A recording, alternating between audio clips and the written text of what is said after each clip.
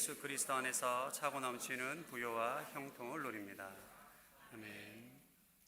네, 오늘은 차세대 주일입니다. 오늘은 특별히 여러분들이 교회 안에 있는 우리 아이들, 우리 학생들 마음껏 축복해 주시고 사랑을 표현해 주시고 안아주시기도 하고 맛있는 것도 많이 사주십시오. 할렐루야.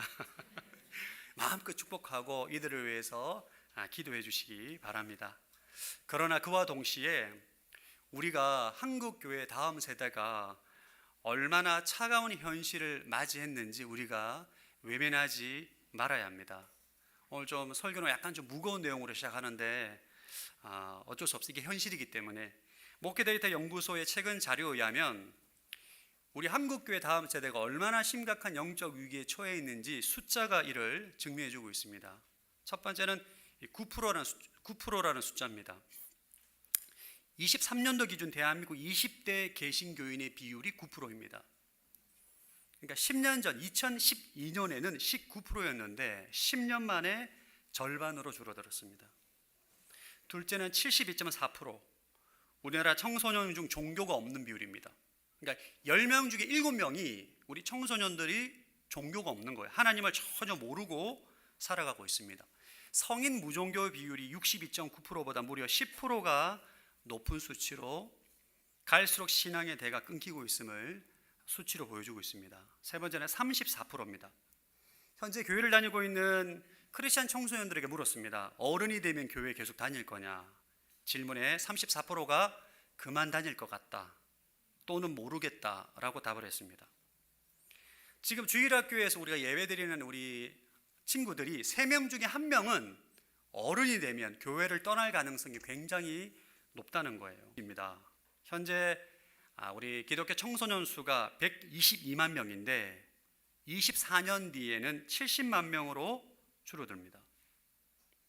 이게 저희가 한국교회 다음 세대의 미래가 굉장히 어두운 상황임을 수치로 우리에게 보여주고 있습니다. 우리가 흔히 선교라고 하면 타문화 해외 선교를 많이 생각을 하고 있는데 지금 사실 우리에게 가장 시급한 선교지는 다음 세대입니다. 여러분, 우리가 선교라고 할 때는 타문화권에 대해서 복음을 전할 때 선교라고 하는데 여러분, 다음 세대는 타문화권입니다. 여러분들과 문화가 달라요. 세계관이 다릅니다. 굉장히 높은 세계관과 문화의 장벽이 존재합니다. 여러분, 한때 세계 선교를 주도했던 영국을 보십시오. 다음 세대 신앙 전술을 실패함으로 인해서 수많은 교회가 술집으로 그리고 극장으로 변해버렸다는 뉴스를 우리가 보고 있습니다. 우리 한국교회는 지난 100년 동안 유례없는 부흥을 경험했어요. 일제강점기, 6.25 전쟁, 보릿고개 수많은 위기 가운데 우리 믿음의 선조들은 하나님의 권능을 체험했습니다. 만나와 메추라기를 먹고 홍해 바다가 갈라지는 엄청난 기적들을 경험하고 그 뜨거운 신앙이 우리에게까지 전해져 온 거죠. 그러나 우리나라가 부유해지고 선진국에 들어가게 되는데 아이러니하게 우리 아이들은 영적으로 방황하고 하나님을 떠나고 교회를 떠나고 있는 상황입니다. 게다가 인구 절벽이라는 시대적 파도까지 겹치면서 우리는 유례없는 영적 위기를 맞이한 상황이에요. 이런 상황에서 우리 차세대의 주의를 지키면서 우리는 여러 가지 많은 생각을 할 수 있어요. 우리는 어떻게 해야 될 것인가? 이 상황을 그냥 단순히 위기가 왔구나, 어려움이 왔구나 그냥 가만히 있어야 되는 것이 아니라 이런 상황 가운데 우리에게 주시는 하나님의 해답이 있습니다. 오늘 본문이 바로 이런 위기 상황 가운데 우리에게 주시는 하나님의 해답입니다. 오늘 본문은 광야 2세대가 요단강을 건너고 난 다음에 하나님께 주신 명령입니다. 광야 1세대는 홍해 바다를 건넜죠. 홍해 바다가 갈라지고 1세대가 마른 땅을 지나가는 기적을 경험했습니다. 광야 2세대도 요단강 물이 말라요. 200만 명이 넘는 이스라엘 백성들이 요단강을 건너는 기적을 체험합니다. 이 강을 건너자마자 기적을 체험하자마자 하나님은 뜻밖의 명령을 합니다. 가나안 정복을 위해 성을 쌓아라, 군비를 준비하라 이런 명령을 한 것이 아니라 요단강 강바닥에 있는 돌을 가져와서 기념비를 세우라고 명령합니다. 왜? 다음 세대를 위해서. 하나님의 기적을 체험한 세대가 사라지고 난 다음에 다음 세대가 하나님에 대해 묻고 하나님을 경외하는 자녀로 세우기 위해서 기념비를 세우라는 것입니다. 여러분, 지금 우리에게 필요한 것은 더 좋은 시설이나 프로그램이 아니에요. 우리의 자녀들의 영혼들을 지켜낼 복음의 도를 세우는 것이 필요합니다. 이거는 선택사항이 아닙니다. 우리 모두의 책임입니다. 오늘 본문은 우리가 다음 세대를 위해서 복음의 도를 세우기 위해서 어떻게 해야 돼? 어떻게 우리가 복음의 도를 세움으로 다음 세대를 양육하고 신앙을 전수할 수 있는지 영적인 원리를 4가지 우리가 발견할 수 있습니다. 첫 번째가 복음을 경험한 자가 도를 세운다는 것입니다. 1절 시작. 온 백성이 요단강 건너기를 다 마치자 여호와께서 여호수아에게 말씀하셨습니다. 하나님이 도를 세우라는 명령을 강을 건너기 전에 말씀하신 것이나 강을 건너고 난 다음에 명령합니다. 왜? 이 기념비를 세울 수 있는 사람은 요단강을 건넌 기적을 경험한 자가 도를 세울 수 있는, 기념비를 세울 수 있는 거예요. 쉽게 말하면 하나님의 기적을 체험한 자에게 이 기념비를 세울 수 있는 힘이 있다는 거죠. 여러분, 경험이 없는 기념비는 가짜입니다. 내가 만난 하나님의 생명이 없잖아요. 그러면 내가 세우는 돌에 아무런 생명력이 없습니다. 그렇다면 우리가 다음 세대에게 전해야 될 경험의 핵심이 뭔가? 무엇을 전해야 될 것인가? 무엇을 경험한 것을 전해야 되는 것인가? 디모데후서 3장 15절 시작. 또 너는 어려서부터 성경을 알고 있다. 성경은 내게 그리스도 예수 안에 있는 믿음으로 인해 구원에 이르는 지혜를 줄 수 있다. 우리가 자녀들에게 전해야 될 것은 도덕과 윤리와 성공의 비결이 아닙니다. 예수 그리스도의 복음입니다. 예수님께서 나를 위해 죽으셨고 부활하셨고 그분이 나를 살렸다. 이 생명의 고백이 흘러가야 되는 거예요. 부모님의 삶 가운데 고난 가운데 하나님께서 역사하셨던 그 은혜, 나를 살리셨던 그 구원의 은혜를 우리 자녀들에게 흘려보내야 되는 것입니다. 예수님의 사랑과 예수님의 살아계심과 예수님의 생명을 전하는 거예요. 내가 경험한 것을 전하잖아요. 능력이 있습니다. 우리가 배운 지식을 전하는 것은 능력이 안 나타나요.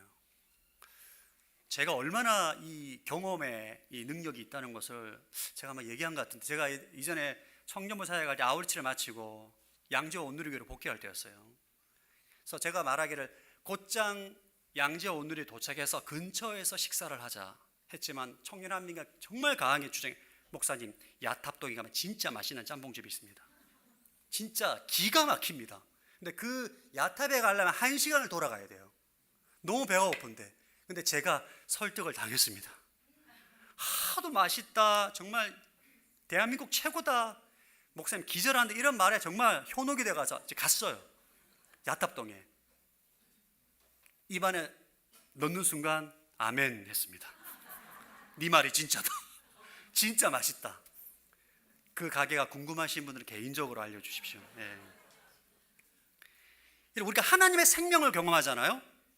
우리가 전달할 때 그 생명력이 흘러가게 돼 있어요. 근데 경험하지 않고 배운 거는 힘이 없습니다. 기념비라는 것은 경험한 사람이 세울 때 능력이 나타나는 거예요.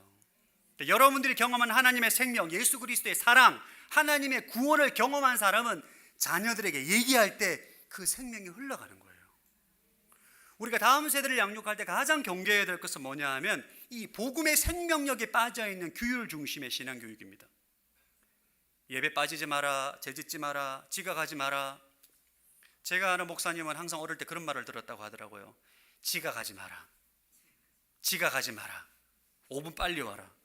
그러니까 예수님의 생명을 말하는 게 아니라 자꾸 하지 마라, 하지 마라, 하지 마라, 하지 마라.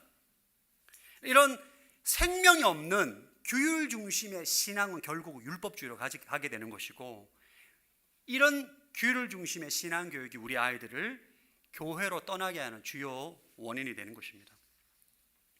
여러분, 한 가지 예를 들겠습니다. 아빠와 아들이 배를 탔어요. 아빠가 아이의 구명조끼를 입히면서 이 구명조끼 절대 벗지 마, 벗으면 혼난다, 야단치면 아이가 어떻게 반응하겠습니까? 답답하잖아요. 아빠 안 볼 때마다 계속 구명조끼를 벗으려고 하는 거죠. 아빠가 하면 구명조끼를 벗게 되는 거고. 그러나 반면에 아빠가 구명조끼를 입히면서 아빠가 옛날에 물에 빠져서 죽을 뻔했는데 이 구명조끼 때문에 살았다, 이 구명조끼가 없다면 지금 나는 너와 함께 할 수 없었을 거다. 이런 말들이 바로 아이들에게 생명줄이 되는 것이죠. 성도 여러분, 여러분 스스로 한번 질문해 보시기 바랍니다. 나는 요단을 건넌 사람인가? 나는 복음을 머리로만 알고 있는가? 가슴으로 경험한 사람인가? 나에게는 예수님을 살리셨다는 구체적인 얘기가 있는 것인가? 여러분들이 여러분의 자녀들을 정말 하나님을 경외하는 자녀로 세우기 위해서는 여러분이 경험한 예수님의 사랑과 구원을 전하는 거예요. 할렐루야. 이 살아있는 이야기, 이 살아있는 이야기를 전할 때 여러분의 자녀를 세우는, 여러분 자녀를 양육하는 도를 세우는 첫 번째 시작이 되는 것입니다. 제가 이번 주 설교를 준비하면서 굉장히 많이 후회를 했습니다. 제가 우리 애들에게 제가 예수님 만난 얘기를 못했어요. 그냥 태어날 때부터 아버지가 목사고 늘 주일날 교회 가 있고, 제가 막 중국 갈 때나 서산 오니까 그냥 아빠가 설교하고 이러니까 그냥 어쩔 수 없이 그냥 막 이렇게 그냥 얘 빠지지 마라, 늦지 말고, 늘 이런 말만 했거든요. 아빠가 24살 때 죽음의 고통 가운데 있을 때 찾아오신 예수, 이 얘기를 못한 거예요. 이 살아있는 생명 이야기, 짬뽕 얘기를 했는데 예수님 얘기를 못했어요.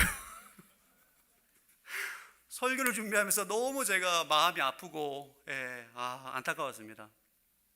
사랑하는 성도 여러분, 여러분 안에 있는 예수님의 생명을 자녀들에게 얘기하세요. 할렐루야. 그것이 바로 도를 세우는 것입니다. 근데 이 돌은 반드시 복음을 경험한 자가 세울 수 있어요. 여러분, 지식과 교육을 통해서는 생명력이 없습니다. 여러분, 만약에 아직까지 여러분의 자녀들에게 예수님의 생명 이야기를 못한 분이 계시다면 자녀들에게 맛있는 거 사주시고 아이스크림 사주면서 일단 들을 거 아니에요. 여러분의 구원 얘기, 예수님의 스토리를 들려주시기 바랍니다. 여러분의 자녀의 심중에 도를 세우는 시작이에요. 두 번째 원리는 일상의 삶으로 도를 세우는 것입니다. 하나님께서 도를 세우는 목적은 처음부터 분명했습니다. 6절과 7절 시작. 그것이 너희 가운데 징표가 될 것이다. 훗날 너희 자손들이 이 돌들은 무슨 뜻이 있습니까? 하고 물으면 너희는 그들에게 말하라. 요단 강물이 여호와의 언약궤 앞에서 끊겼다. 궤가 요단강을 건널 때 요단 강물이 끊겼으니 이 돌들은 이스라엘 백성들에게 영원한 기념이 될 것이다. 돌 기념비를 보고 후손들이 이 돌들은 무슨 뜻입니까? 라고 질문하게 하는 것이 기념비를 세운 목적이에요. 하나님께서 돌을 세우신 목적이 질문하게 하기 위함입니다. 우리가 흔히 신앙교육이라고 하면 우리가 알고 있는 지식과 진리와 교리를 자녀들에게 가르치는 것이라고 생각하는데, 그것은 성경에서 말하는 신앙교육이 아닙니다. 성경에서 말하는 신앙교육은 질문에서 시작해요. 아이가 신앙에 대해서, 하나님에 대해서 궁금증이 생겨 질문할 때, 그때 살아있는 신앙의 전수가 일어나는 것입니다. 그럼 아이들은 질문을 어디에서부터 질문하게 될까요? 교회, 예배, 설교, 성경 공부를 통해서 우리가 질문하지만 아이들이 질문을 하게 되는 가장 현실적인 곳은 일상의 삶입니다. 우리 8절 말씀 시작. 그러자 이스라엘 백성들은 여호와가 명령한 그대로 했습니다. 그들은 여호와께서 여호수아에게 말씀하신 대로 이스라엘 지파의 수에 따라 요단강 한복판에서 돌 12개를 그들이 묵을 곳에 가져와 거기서 씌웠습니다. 하나님은 돌을 가지고 와서 어디에 두느냐? 그들이 묵는 진영에 둡니다. 길갈이에요. 길갈은 성소가 아닙니다. 그들이 텐트 치고 밥 먹고 잠을 자는 진영이에요. 아이들이 아침에 일어나 눈을 뜨면 돌이 보이는 거예요. 학교 갔다 오면서 돌 보이고, 축구하다 돌 보이고, 농구하다 돌 보이고, 일상의 진영 안에 돌이 놓여져 있는 것입니다. 일상의 삶 가운데 왔다 갔다 하면서 보는 돌을 통해서 질문을 하게 되고, 그 질문에 답을 하면서 하나님을 가르치고 신앙의 전수가 일어나는 것입니다. 여러분, 신앙은 사실 예배의 자리에서만 전해지는 것이 아닙니다. 신앙은 일상의 삶의 자리에서 전해지는 것입니다. 여러분의 가정의 거실에, 주방에, 식탁에 아이들과 함께 타고 다니는 자동차 안에 길갈의 기념비가 세워져야 돼요. 그 중에서 가장 중요한 삶의 자리는 무엇이냐? 바로 부모님의 삶입니다. 여러분, 자녀들은 부모님의 입술이 아니라 삶을 보고 하나님을 배웁니다. 부모님의 삶을 보고 질문을 하게 돼요. 그래서 여러분들은 아이들이 질문하게 하는 삶을 살아야 됩니다. 예를 들어 이런 거죠. 아빠, 우리 집 너무 힘든데 왜 이렇게 웃으면 감사할 수 있죠? 엄마, 요즘 너무 피곤한데 왜 이렇게 새벽마다 일어나서 새벽기도 가시나요? 아빠, 저 사람이 아빠에게 큰 상처를 주고 굉장히 무리하게 행했는데 왜 그렇게 아무렇지 않게 용서하시나요? 엄마, 상황을 보면 너무 절망적인데 도대체 뭘 믿고 그렇게 희망을 가지십니까? 이런 질문이 터져 나와야 하는 것입니다. 우리 일상에 하나님을 경외하는 삶을 살게 되잖아요. 그러면 그 삶 자체가 하나님 자녀에게 있어서 강력한 성경이 되는 것입니다. 아멘. 사실 우리는 말로 자녀들을 가르치기는 것은 너무나 한계가 있습니다. 결국 자녀들은 부모님의 삶을 보고 배워가는 거죠. 우리의 자녀들은 우리가 생각하는 것보다 훨씬 영특합니다. 다 보고 있어요. 제가 중국에서 생활할 때 저희 집이 아파트, 복층 아파트였거든요.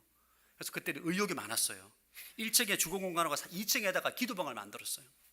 내가 비는 시간마다 기도해야지. 기도방에 가서 기도를 했느냐? 안 갔습니다. 교회 새벽 예배만 드렸어요. 둘째 딸이 그러더라고요. 아빠, 기도방 왜 만들었냐? 기도도 안 하는데. 다 보고 있어요. 여러분, 아이들이 언제 신앙에 대해서 혼란을 느끼느냐? 부모님의 말과 삶이 다를 때입니다. 말과 행동이 다른 거예요. 말과 행동이 다르면 자녀들은 부모의 말은 지워버리고 부모의 삶을 결론으로 삼습니다. 주일에는 거룩한 성도로 예배드리는 것 같은데 주중의 삶을 보면 세상적인 가치관과 욕망에 쫓는 삶을 사는 것을 보면 혼란을 겪게 돼요. 결론을 내립니다. 아, 하나님은 교회 안에만 계시는구나. 진짜 세상에는 하나님이 없구나 라고 결론을 내리는 것입니다. 그래서 여러분, 두렵고 떨리는 마음으로 자녀를 양육해야 됩니다. 신앙교회가 가장 큰 적은 부모님의 이중적인 삶이에요. 사랑하는 성도 여러분, 일상의 삶을 통해서 여러분 자녀들을 가르치기를 축복합니다. 삶으로 하나님을 가르치는 거예요. 일상의 삶이 가장 강력한 교육 현장이 됩니다. 완벽한 부모가 되려고 애쓰지 마십시오. 힘들 때 눈물로 무릎 꿇고 기도하는 모습을 자녀들에게 보여주십시오. 어려울 때, 연약할 때, 힘들 때 주님 의지해서 주님 붙잡고 간절히 기도하고 주님께 은혜와 긍휼을 구하는 모습을 보여주십시오. 항상 기뻐하고 범사에 감사하라는 말씀에 순종하고자 거룩한 몸부림치는 것을 보여주십시오. 그것이 바로 우리 집의 자녀들 가슴 속에 돌을 세우는 것입니다. 여러분의 일상이 자녀들에게 질문을 던지는 거룩한 기념비가 되기를 주의 이름으로 축복합니다. 세 번째 원리는 공동체로 함께 돌을 세우는 것입니다. 5절 말씀 시작. 그들에게 말했습니다. 요단강 한복판에 있는 너희 하나님 여호와의 궤 앞에 가서 각자 이스라엘 지파의 수에 따라 돌을 하나씩 어깨에 메고 오라. 하나님이 요단강에 있는 그 무거운 큰 돌을 옮기는데 독특한 방식으로 명령하십니다. 그러면 사실 상식적으로 그 크고 무거운 돌을 옮긴다는 것은 힘이 센 사람이, 남자들이 합동을 해야 돼요. 군인이라든지 젊은 사람들. 그런데 하나님은 각 지파에 한 명씩 차출해서 어깨에 돌을 메고 올 것을 명령합니다. 어떤 지파도 예외가 없어요. 왜? 다음 세대를 세우는 일에 예외가 없음을 가르쳐 주기 위함입니다. 다음 세대를 세우는 건 특정한 부서나 교사들과 목회자만 하는 일이 아닙니다.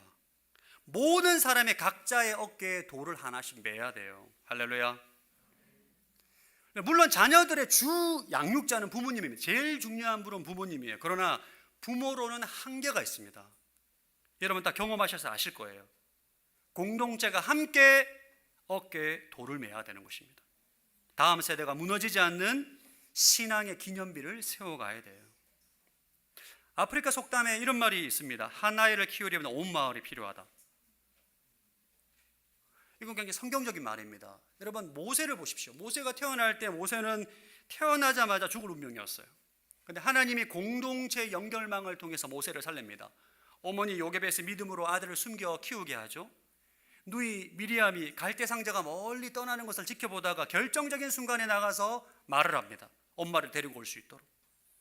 바로의 딸은 이방인이었는데 우는 아이를 보고 긍휼한 마음이 들어서 모세를 품습니다. 이 세 사람 중에 한 사람이라도 자기 역할을 못했다면 모세의 운명이 어떻게 됐을지 몰라요.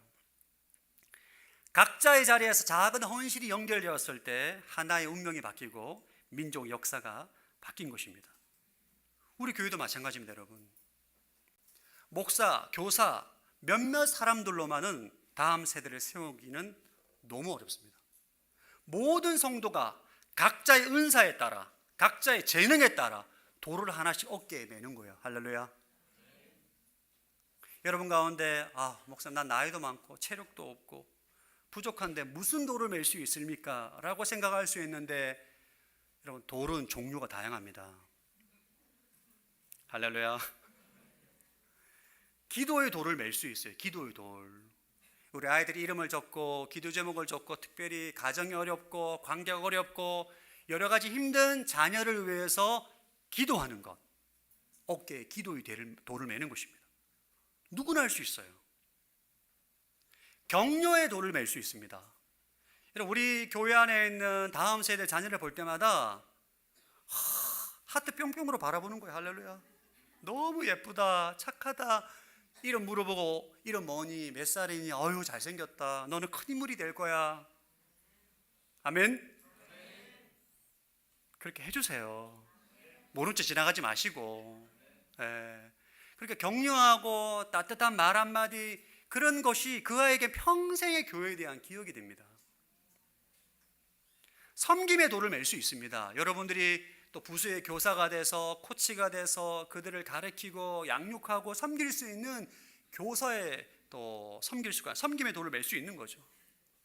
그리고 요즘 2부에 끝마치면 몇몇 분들은 항상 사무실에 들어가서 아이를 안아주고 뽀뽀해주고 흔들어주고 막 그럽니다. 좋아가지고. 우리 엄마들 얼마나 기분이 좋겠어요. 나눔의 돌도 맬 수 있습니다. 청년들, 학생들 밥 사주고 빵 사주고 김밥 사주고 간식 사주고. 할렐루야. 재정으로 공동체를 세우는 거죠. 예배의 돌을 맬 수 있어요. 여러분의 가정 안에 가정 예배를 세우는 것입니다. 우리 부서마다 예배를 통해서 우리 학생들이, 친구들이 하나님을 마음껏 예배할 수 있도록 예배의 돌을 어깨에 매는 것입니다. 여러분이 은사대로, 여러분 형편대로 어떤 돌이든지 하나를 매면 되는 거예요. 이전에 어떤 세미나를 들었는데 서울의 목동에 있는 어떤 중소형 교회였어요. 이 교회가 목사님 부임하고 난 다음에 연세가 많은 교회였는데 이 교회가 4배로 성장했어요. 부흥의 비결이 뭐냐 이렇게 물어보니까 이런 말씀을 하시더라고요. 자기는 교회를 다음 세대를 섬기러 비전을 선포하고 난 다음에 무슨 일을 했느냐, 그 목사님 말씀하시기를, 육아에 지쳐있는 엄마가 교회를 오면 교회 모든 우리 연세 있는 우리 성도분 다 애를 봐준대요. 그냥. 그리고 하루 종일 그냥 엄마가 자유롭게 예배하고 기도하고 막 간식 나누고 큐티 나눔하고 성경 공부하고 집에를 안 간대. 한 번 교회를 오면 집에를 안 간대요. 진짜. 그래서 이 소식이 전해지자 목동에 있는 모든 육아에 지친 엄마들 다 그 교회를 간 거예요. 나 그곳에 가면 해방을 누릴 수 있다. 그리고 일부 예배 와가지고 밤늦게 가신대요. 그리고 이 교회는 주차장이 2개의 주차장이에요. 하나는 차 주차장, 하나는 유모차 주차장이 따로 있습니다. 유모차가 너무 많으니까. 근데 이 교회가 처음부터 이러진 않았다고 하더라고요.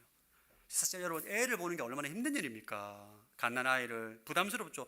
다치기라도 해보세요. 얼마나 부담이. 근데 비전을 선포하고 각자의 하나씩 돌을 매기로 결단하니까 다 하다 보니까 교회에 그렇게 문화가 만들어진 거예요.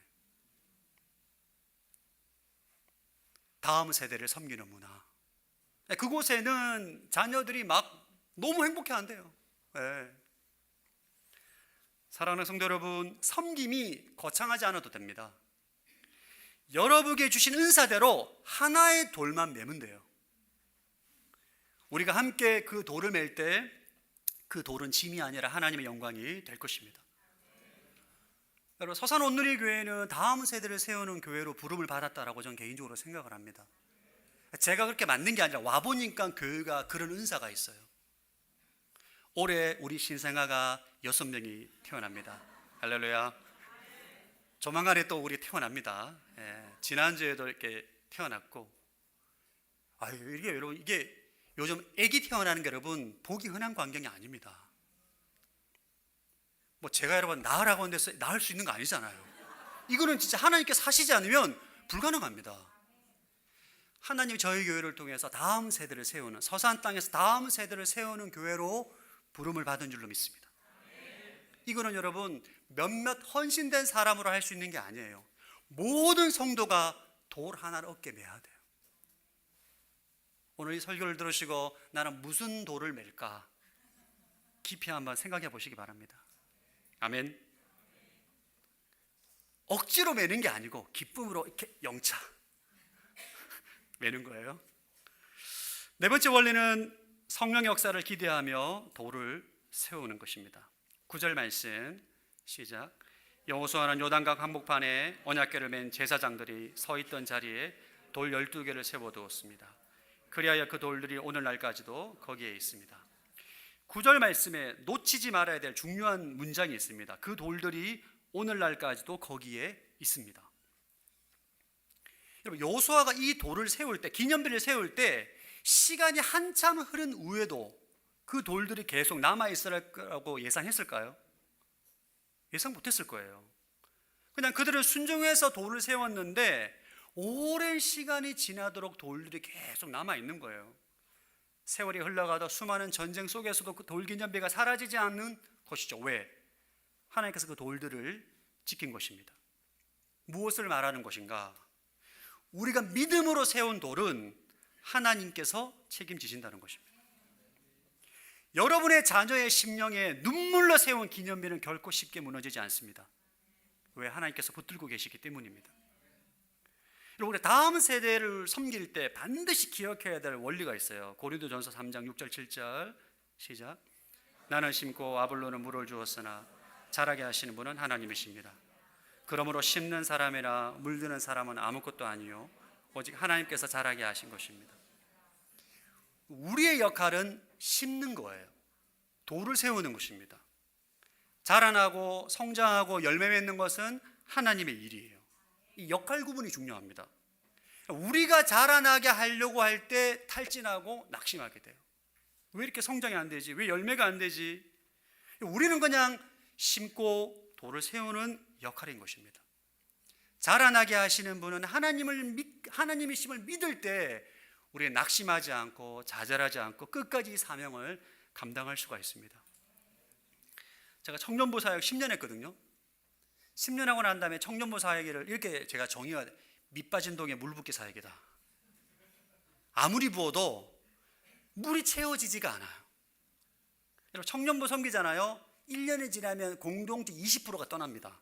직장에 따라 이동하고 결혼에 따라 이동하고 누적이 안 돼요, 교회가. 이게 참 이게 힘들고 허무할 때가 있더라고요. 그러나 하나님은 여러분 그렇게 보시지 않습니다. 우리가 다음 세대를 위해서 재정을 투자하고 헌신과 수고와 땀으로 에너지를 쏟아붓는 것은 밑 빠진 독에 빠지는 게 아니라 우리 아이의 영혼을 적시는 것입니다. 우리가 복음의 씨앗을 뿌렸을 때 그 씨앗이 언제 싹이 나서 열매 맺을지는 몰라요, 사실. 하나님의 때에 하나님께서 열매 맺게 하시는 거고 우리는 못 보기 때문에 모릅니다. 당장은 눈에 보이는 것이 없고 변하지 않고 참 말 안 듣고 교회도 안 나오는 것 같지만 여러분이 세운 기도의 돌은 아이들의 영혼에 깊이 박혀 있다는 것을 믿어야 돼요. 성령님이 우리가 보지 못하는 곳에서 역사하시고 일합니다. 여러분들 가운데 자녀 때문에 눈물 흘리는 분들이 계십니까? 포기하지 마십시오. 당신이 세운 돌은 아직 거기에 있습니다. 여러분들이 드린 기도는 사라지지 않았습니다. 여러분들이 보여준 삶은 아이들 마음속에 영원한 이정표로 새겨져 있을 것입니다. 우리는 모르지만 성령께서 그 도를, 기념비를 기초로 해서 일하실 것입니다. 우리 할 일은 변화가 없어 보이고 열매가 없어 보여도 성령님의 역사를 기대하면서 오늘 하루도 돌 하나를 세우는 거예요. 아멘. 이것이 다음 세대를 세우는 핵심 원리입니다. 여러분, 혹시 모소대나무라는 나무를 아십니까? 모소대나무 들어보셨습니까? 중국의 모소대나무라는 나무가 있어요. 이 대나무는 씨앗을 심고 물을 주고 거름을 주고 4년 동안 3cm밖에 안 자란다고 합니다. 3cm. 근데 5년째 되는 해에 하루에 30cm 자란대요. 하루에. 그리고 6주 만에 15m가 자라서 울창한 숲이 되는 특이한 나무라고 해요. 그러니까 사람들은 6주 만에 나무가 자랐다고 말하지만 사실 이 대나무는 5년 동안 보이지 않는 땅 속에서 뿌리가 수백 미터로까지 내려갑니다. 그러니까 5년 동안 뿌리가 수백 미터 땅까지 내려가다가 5년째에 하루에 30cm, 15m까지 나무로 자라는 거예요. 이 차세대 사역은 모소대나무를 키우는 것과 같습니다. 우리가 기도하고 사랑하고 눈물로 씨를 뿌리고 해도 변화가 없는 것 같아요. 개가 개예요. 그냥 변화가 없어. 노력하고 수고해도 얘가 언제 진짜 예수 믿고 언제 하나님 만나나 싶은데 어느 순간 폭발적인 생명 역사가 나타나는 거예요. 할렐루야. 그리고 제가 그런 사람이잖아요. 24살 때까지 하나님도 안 믿고 방탕하고 소위 날라리로 살아가다가 24살 때 예수님 믿고 하루에 30cm씩 막 목사로 살고 있지 않습니까? 저희 누님이 제 군대에 있을 때 저를 인간 만들겠다고 한 달마다 말씀을 갖다가 막 뭐 적어서 보냈어요. 제가 다 찢어버렸습니다. 이 뭐고 이러면서 막. 근데 저희 누님이 제가 목사 된다고 하니까 못 믿으시더라고요. 야, 그건 좀 부담스럽다. 안 했으면 좋겠다. 여러분, 다음 세대는 하나님께서 하십니다. 우리는 사실 우리의 시각으로 볼 때는 정말 변화가 없어요. 여러분, 우리가 집에서 매일 보잖아요. 우리 자녀들 그 모습이 그 모습이고 아무리 말을 해도 귀뚱으로 듣고 정말 하나님을 만난 건지 교회 놀러 가는 건지. 그러나 우리는 하나님을 신뢰해야 돼요. 우리가 하는 것은 보이지 않지만 변화는 갖지 않는 것처럼 보일지라도 우리는 매일매일 일상의 삶에서 도를 어깨에 매는 것입니다. 도를 세우는 거예요. 우리의 작은 순종과 성령 역사가 만날 때 하나님을 경외하는 거룩한 세대로 세워지게 될 줄로 믿습니다. 이게 눈에 보이지 않는 정말 지루한 사역과처럼 보일지라도 여러분이 성령께서 알게 하실 날이 있을 것입니다. 모소대나무처럼 우리 공동체에서 다윗처럼 요셉처럼 바울처럼 위대한 지도자가 세워지고 정치 지도자, 경제 지도자, 영적 지도자, 선교사 수많은 지도자들이 나와서 대한민국과 교회를 세계 역사를 바꿀 수 있는 여러분 그러한 일들은 우리가 지금 도를 세우는 것입니다. 할렐루야. 서산 온누리교회가 그런 교회로 온전히 쓰임받게 되길 바랍니다. 여러분 오늘 설교 들으니까 마음에 돌을 하나 매야 되겠다는 그런 생각이 드시죠? 아멘. 저는 그러면 안 됩니다. 돌을 하나씩 다 이렇게 하나씩 매고 여러분 우리 교회를 위해서 우리 다음 세대를 위해서 섬기는 것이 하나님의 나라를 섬기는 것이고 대한민국을